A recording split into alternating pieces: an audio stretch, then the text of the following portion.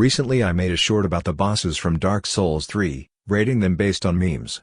This video did pretty good, so I decided to go in depth about my opinion on the bosses. Memes can only do so much. I'm not only rating them based on how difficult they are, but also on how much I like the boss fight itself, so let's dive in.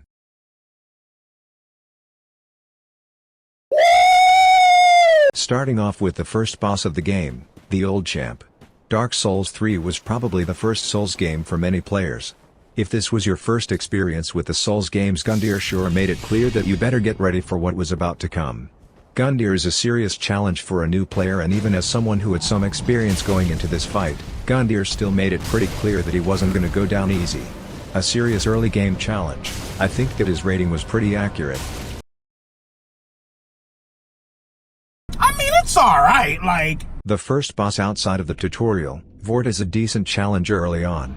If you don't rush straight to him without exploring around the area, Vordt might be quite the fight early on. However, you can find a ton of stuff before this boss, so if Vordt is difficult for you, I suggest you go around and explore before you get to him.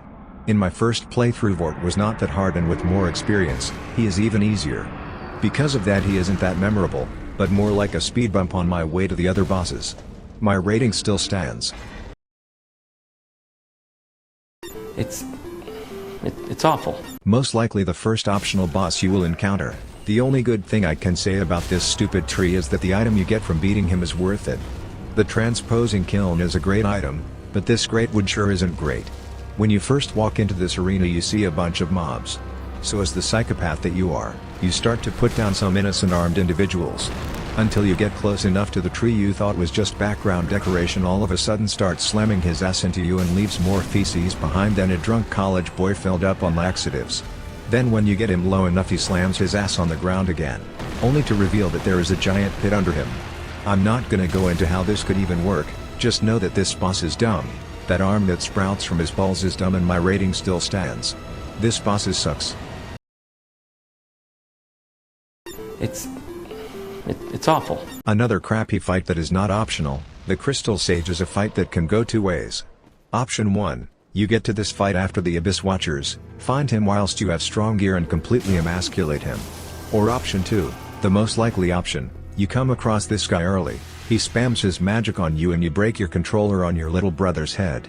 To be fair, if you are strong enough, this guy goes down pretty fast, but he is just really annoying. It sucks that he is required to get to Iudex. My rating still stands. It was perfect. Most likely the first Lord of Cinder you will come across. The Abyss Watchers are the first really good boss you will encounter. Whenever you hear people talk about this boss fight, the names of Oceiros and Lady Maria are used to describe the feeling of this fight. It truly is a great fight. From the beginning, where you fight one Watcher, to the second one getting up, and finally the third one. The third one is not really on your side. Hit him a couple of times and he will start attacking you. Stay clear of him and it will actually feel like a 2v2. For a first timer, this fight is pretty intense. When I first fought these guys, I thought they were impossible to beat. With more experience, this fight is not as difficult as before, but it remains one of the best fights in the game. Perfection still stands.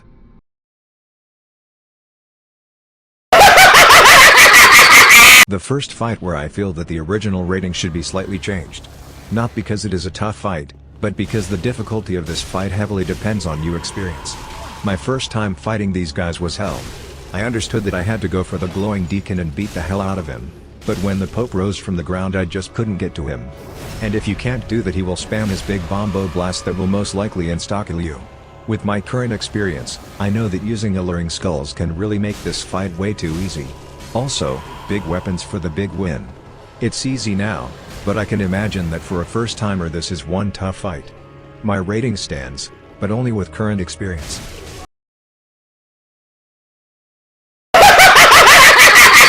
Another fight where I think that the original rating is slightly different from my current thoughts. Just like the Deacons, this guy was pretty painful at first. If your dumbass ran straight to him to beat his drip, the poison farts that he spews out will probably take you down in a matter of seconds. Knowing to be careful of that, it changes the fight quite a bit. Once I knew this, I didn't even know he could summon his pals or barf up a sword. My rating still stands, but only because I know what I know now. it's alright, like... Another optional boss, but this time done right. Whilst the old Demon King doesn't seem to be that impressive, he does have a couple of cool tricks up his sleeve. That meteor rain is pretty cool, the ring of lava makes you get away from him. I actually do like this fight. I can imagine that some people don't like him or don't really care about him, since getting to him takes some time. If you go to him after Wolnir, he might be quite the challenge. If you get to him later in the game because you found out he exists after you check the wiki, he is a cakewalk. Not a real challenge, but I do like him. My rating still stands. It was perfect. Another perfect fight. On my first playthrough, this guy kicked my ass so many times he pretty much owned it. Good lord, this guy was so tough. I summoned some homies before the fight, but even then it felt like he could just one-shot every single person that I brought along. And if you are wondering why I didn't just parry his attacks, all I can say is piece of garbage. With more experience this guy does become a little easier, but even now I am slightly terrified of facing this guy again. Still perfect though.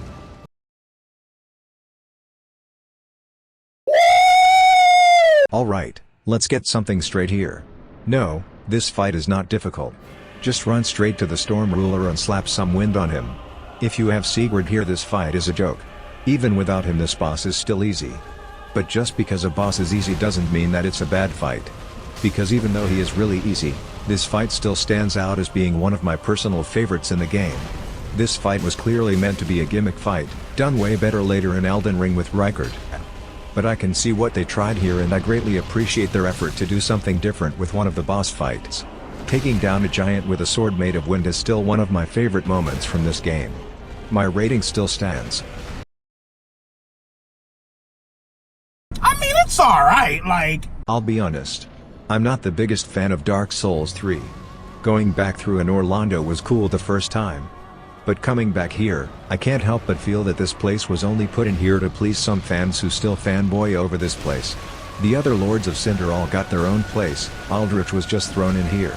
He is not the worst boss in this game. But the first time, this guy was a nightmare. The arrow spam, the magic, his side slice just felt like being overwhelmed by a worm dangling a corpse on top of him. If you know what you're doing, he's not the worst, but he is not easy if this is your first ride. Pretty alright, I guess. I mean, it's alright, like... Oh boy, the dancer. The most controversial rating from the original video. A lot of people made sure to comment how my rating of the dancer was wrong. And whilst I want to make clear that my rating doesn't mean that your experience is not important, I want to make a case as to why I think this fight was just alright for me. The first time taking on this boss, it was awful. Her walk made me nervous as hell, because it didn't look like she was going to attack me, only to attack right when I wanted to. That little circle she makes on the floor that bursts into flames always caught me by surprise. The second phase is where I feel you get a nice moment to really lay it on her, but when she starts those spins, good lord, you better run and dodge. On my first playthrough, this boss was hard. With more experience, however, I still don't think this fight is as memorable as others make it out to. I feel that is mostly because she feels kind of underwhelming. Probably because she lacks that spectacle for me. This is a good fight, but I feel that it is very overrated. My rating still stands.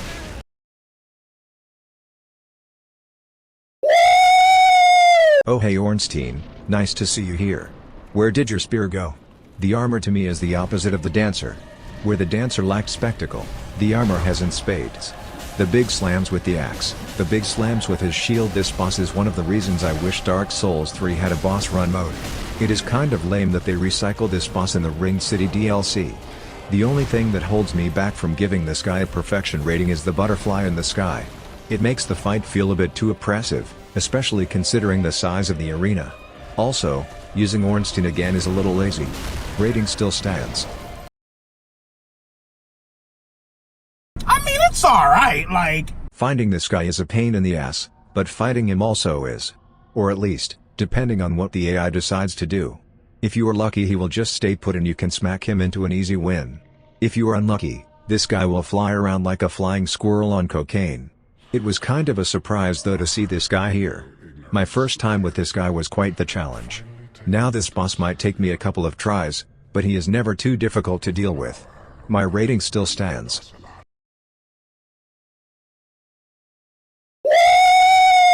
If you thought that the first boss was too easy and you wanted to see what this guy was like back in his heydays, the champ is here to remind you that when people are young they tend to be stronger than when they are old. And yes, just like Pontiff parries can make this fight easy, but remember that. Piece of garbage. My first time fighting this boss, I actually beat him on my first try because of that samurai guy. With more experience and good gear, this guy is still a good challenge. Great boss fight, rating still stands.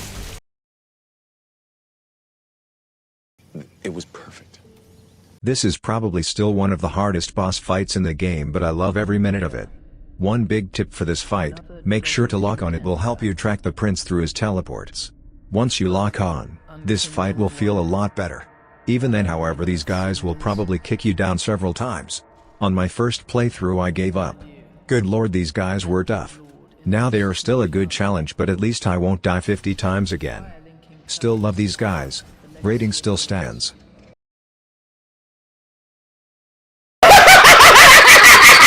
I want to keep this one pretty short, because I really don't have a lot to say about this guy.